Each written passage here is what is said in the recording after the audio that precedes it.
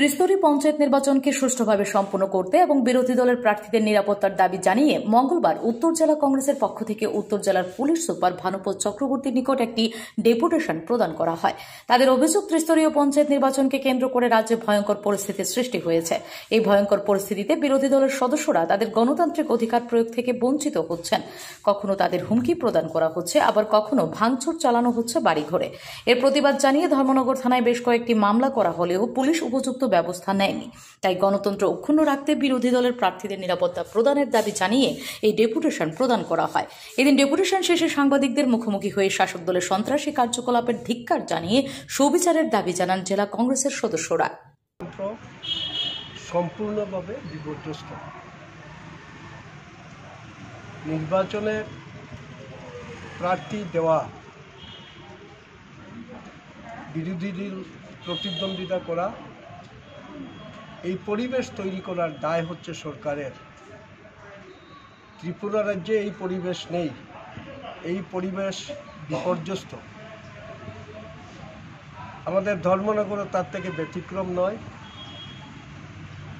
একটা দলের বিরোধী দলের প্রার্থী দেওয়া, এটা বিরোধী দলের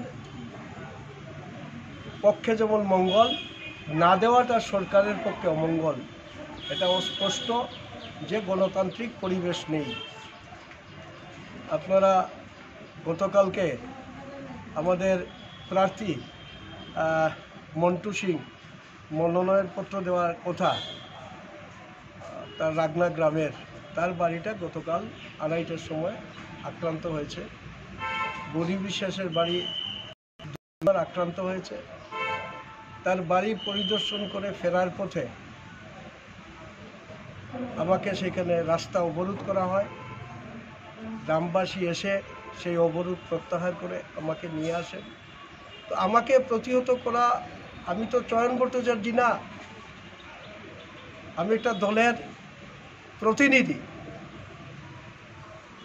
তো ধর্মনগরের আমাদের বিরোধীদের প্রার্থী দেওয়া, নির্বাচনে লড়াই করা যদি না করতে পারি, তাইলে দায় শুধু জাতীয় কংগ্রেসের না, এই দায় ইলেকট্রনিক মিডিয়া, প্রিন্ট মিডিয়া, ধর্মনগরের সমস্ত অংশের মানুষের। আপনারা বিচার করুন ধর্মনগর সহ গোটা রাজ্যে কী পরিবেশের মধ্যে আমরা বিরাজ করছি। আমরা তার জন্য পুলিশ আধিকারিক কাছে এসেছিলাম। আমাদের প্রার্থী দেওয়ার ক্ষেত্রে নিরাপত্তার প্রশ্নে, প্রার্থী বাড়ি রক্ষণাবেক্ষণের ক্ষেত্রে এই প্রশ্ন আমরা পুলিশ আধিকারিকের করেছিলাম।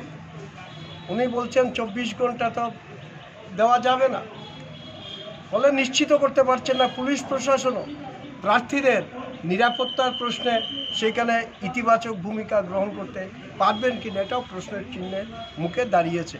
তো স্বাভাবিক কারণে এই অবস্থার শিকার ত্রিপুরার জনগণ। আপনারা বিচার করুন আমরা কোন অবস্থার মধ্যে দিন গুজরান করছি, এটা দায়ভার। এই বিচার করার দায়িত্ব ধর্মনগরবাসী সহ গোটা রাজ্যের মানুষের কাছে আমরা অর্পণ করলাম। Bureau report, PV north east.